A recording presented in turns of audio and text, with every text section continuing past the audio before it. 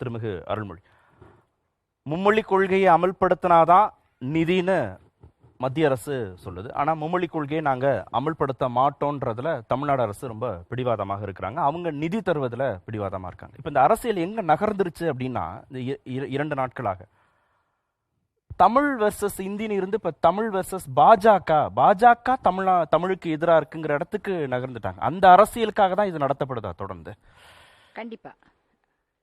கண்டிப்பா நான் இன்னும் சுருக்கமாக சொல்லிடுறேன் சில செய்திகளை. ஒன்று நம்முடைய சகோதரர் நாகராஜன் அவர்கள் சொல்லும்போது, பெரியார் திருக்குறளை தட்டில் வைத்த மலம் அப்படின்னு சொன்னார். தயவுசெய்து இப்பயாவது புரிஞ்சுக்கோங்க, தந்தை பெரியார் எந்த இடத்துலையும் திருக்குறளை தட்டில் வைத்த மலம்னு சொல்லவே இல்லை. இந்த பொய்யை திரும்ப திரும்ப திரும்ப எப்படி இப்போ ஒருத்தர் தாயோட மகளோடலாம் இருக்கலான்னு சொன்னாரோ, அதை போல ஒரு பொய் பிரச்சாரம், தெரிந்து செய்யப்படுற பிரச்சாரம். அவரெல்லாம் நாகரிகமா ஓரளவுக்கு அப்படி சொல்லக்கூடியவர் இல்லைங்க. அது ஆதாரம் இல்லை, அது பொய்ங்கிறத இப்ப சொல்றேன். அதனால புரிஞ்சுக்கோங்க, மற்றபடி ஒன்றும் இல்லை. ஆமா அதை சொல்றேன், வரேன். இல்ல அமைதியா நான் சொல்றேன், நான் தான் சொல்றேன். நீங்க எது பொய்ன்னு நான் சொல்லிட்டேன், எது உண்மைன்னு நான் சொல்றேன். 2-3 கருத்து இருக்கு. தமிழை காட்டு மிராண்டி மொழின்னு சொன்னது, 6வதுக்கு மேல நீங்க ஆங்கிலம் படிக்கணும், தாய்ப்பாலே பத்தாது, நான் தமிழ்லயே எல்லாம் படிச்சுக்குவேன் அப்படின்னு சொல்றது தாய்ப்பால் பைத்தியம். இதெல்லாம் தந்தை பெரியார் சொன்னது. காட்டு மிராண்டி மொழியாக இருக்கக்கூடாது, சயின்டிஃபிக்கா அறிவியல் மொழி ஆகணும்னதுக்காக தான் எழுத்து சீர்திருத்தத்தை அறிமுகப்படுத்தினார். நம்முடைய அப்பா அம்மா திட்டி நீ உருப்பிட மாட்டேன்னு சொன்னாலும் அவங்க நோக்கம் நம்ம உருப்பிடுறது தான். ஆகையினால அந்த சீர்திருத்தத்தை வச்சுதான் உருப்படுறது. பாஜக சொன்னா வீணா போறதா? ஆமா இல்ல நோக்கம். மேடம், எழுத்து சீர்திருத்தம் பண்ணதுல என்ன பிரச்சனை ஆச்சுன்னா, 100 ஆண்டுகளுக்கு முன்னாடி இருக்கக்கூடிய ஆவணங்களை இன்றைக்கு தமிழ் படித்தவனால் படிக்க முடியல. அப்போ சங்க இலக்கியத்தையோ இல்ல அதற்கு முன்னாடி இருக்கக்கூடிய ஆவணத்தையோ வேற எதையுமே படிக்க முடியாத மாதிரி செய்ததுதான் அந்த எழுத்து சீர்திருத்தத்தினுடைய ஒரு மகிமை. இப்ப நான் பதில் சொல்லட்டுங்களா? இன்னைக்கு படிக்க வேண்டியது கம்ப்யூட்டர் மொழி. கம்ப்யூட்டருக்கு டைப் பண்றதுக்கும் ஏற்ற மாதிரி தமிழை சீர்திருத்ததுனால தான் இன்னைக்கு கலிபோர்னியால இருந்து எல்லா இடத்துலயும் தமிழர்கள் இருக்காங்க. சங்க இலக்கியத்தை இல்லைங்க, நீங்க கேள்வி கேட்டீங்க, நான் பதில் சொல்றதுக்கு இறுதி சுற்றுல இருக்கு. அதனால தமிழை சங்க இலக்கியம் படிக்க தெரிஞ்சவங்க இன்னமும் இருக்காங்க, ஆவணங்களை படிக்க தெரிஞ்சவங்க இன்னமும் இருக்காங்க.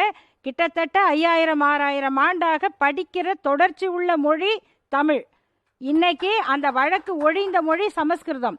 ஆனா இந்த புதிய கல்விக் கொள்கை என்ன சொல்லுதுன்னா, சமஸ்கிருதத்தை தான் அடிப்படையா சொல்லுது. இன் அடிஷன் டு சான்ஸ்கிரிட் மற்ற மொழியை கத்து கொடுப்போம்னு சொல்லுது. இது அவர்களுடைய அரசியல் கொள்கை. இதை நீங்க ஏத்துக்கிட்டாதான் உங்க பள்ளிகளுக்கான பணத்தை நாங்க கொடுப்போம். என்ன லாபம் அதுல அவங்களுக்கு? பாஜகவுக்கு அவங்களுக்கு ஒரே குறிக்கோள் தாங்க, சமஸ்கிருதம் நாட்டை ஆளணும், மனுஸ்மிருதி சட்டமாகணும், வர்ணாசிரமம் சமூக அமைப்பாகணும். இதுதான் RSS அஜெண்டா. இந்த அஜெண்டாவை நோக்கி தான் அவங்க நகர்ந்துகிட்டு மும்மொழி கொள்கைக்கு பின்பாக இருக்கக்கூடிய அரசியல் இதுதான். மும்மொழி கொள்கைங்கிறது ஒரே மொழி தான். இன்னொன்னு சொல்லிடுறேன், அவங்களுடைய கருத்துக்கள்லாம் நிறைய இருக்குது.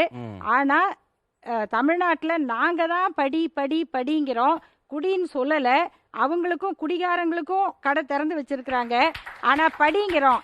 பிஜேபி எங்க படிக்கிற பசங்களை கூட்டிட்டு போய் இடின்னு இதை இடிக்க சொல்றாங்க. அதனால நாங்க கல்விக்காக பாடுபடுறவங்க.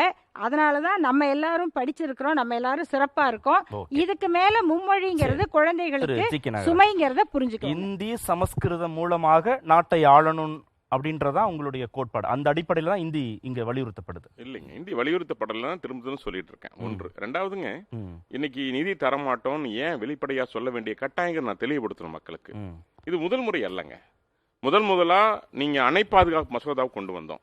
நாட்டுக்கு நன்மை ஏறக்கூடிய அணை பாதுகாப்பு மசோதா ஏத்துக்க மாட்டேன்ட்டாங்க. ஒரே நாடு ஒரே தேர்தல் கொண்டு வந்தோம், ஏத்துக்க மாட்டேன்ட்டாங்க. ஒரே நாடு ஒரே ரேஷன் கொண்டு வந்தோம், ஏத்துக்க மாட்டேன்ட்டாங்க. CAA கொண்டு வந்தோம், ஏத்துக்க மாட்டேன்ட்டாங்க. குடியுரிமை சட்டம் கொண்டு வந்தோம், ஏத்துக்க மாட்டேன்ட்டாங்க. இன்னும் புதிய குற்றவியல் சட்டங்கள் கொண்டு வந்தோம், ஏத்துக்க மாட்டேன்ட்டாங்க.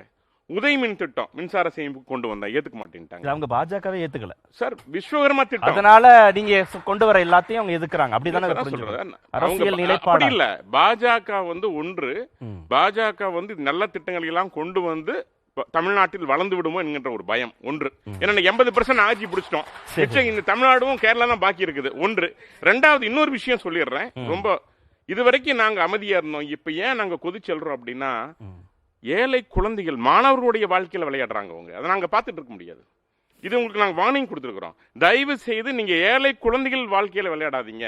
கல்வி நீங்க வியாபாரமாக்குறீங்க, தனியார் பள்ளிகளில் மும்மொழி கொள்கையை சொல்லித்தரீங்க, எல்லா வசதியும் நீங்கள் நடத்துகிற பள்ளிகளை சொல்லித்தரீங்க செய்யறீங்க.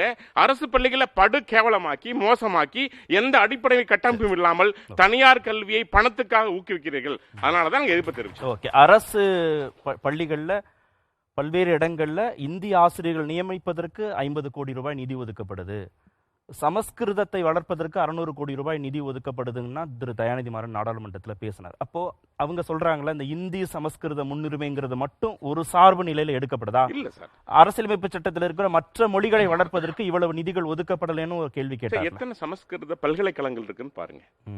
தமிழ்நாட்டில் இருக்கா? தமிழ்நாடு இல்லையே, சமஸ்கிருதம் இல்ல. மொத்தமே 40,000 பேர் தானே பேசுறாங்க. இருக்கு இல்ல சார், இருக்கு சார், அது பண்பாட்டு மொழி சார். அது ஒவ்வொரு மாநிலத்திலயும் வச்சிருக்காங்க, அவங்க அதை வச்சு பண்றாங்க, ரிசர்ச் பண்றாங்க, படிக்கிறாங்க. பண்பாட்டு மொழி சார் அது. சார் கம்பர் ராமாயணம் வந்துச்சு இல்ல சார், கம்பர் எப்படி சார் எழுதினாரு? பன்மொழி புலமை பெற்றிருந்தார் சார், அதனாலதான் கம்பராமாயணன் வந்தது. இன்னைக்கு பல விஷயங்கள் வந்தது, பன்மொழி புலமை தான் தேவை இன்னைக்கு, அதான் மும்மொழிங்கிறோம் நாங்க. அதனாலதான் சொல்றேன், நீங்க மாணவருடைய வெயிட்டேஜ் கொடுக்கலன்றாங்களா எல்லா மொழிகளுக்கும்? சார் கொடுக்குறோம் சார். அறிஞர் அண்ணா என்ன சொன்னாரு, எல்லா மாநிலங்களும் மும்மொழியை ஏற்றுக்கொண்டால் நாங்க ஏற்றுக்கொண்டோம்னு சொன்னார்ல.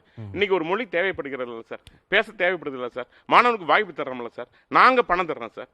நாங்க டெவல்யூஷன் இருந்து கொடுக்கல, எங்களுடைய மத்திய அரசு நாங்க 60% கொடுக்குறோம், எங்க பணத்தை கொடுக்குறோம், வாங்கன்னு சொல்றோம் சார். சேர்ந்து உங்களுக்கு விருப்பம்னா எடுத்து பண்ணுங்க. விஸ்வகர்மாக்கு என்ன சொன்னீங்க? விஸ்வகர்மா திட்டத்தை நாங்க ஏத்துக்க மாட்டேன்னு சொன்னீங்க, நீங்க திட்டத்தை கொண்டு வந்தீங்க, அது மாதிரி நீங்க திட்டத்தை கொண்டு வாங்க. நீங்க ஏன் வீண் பள்ளியை பாஜக போடுறீங்க?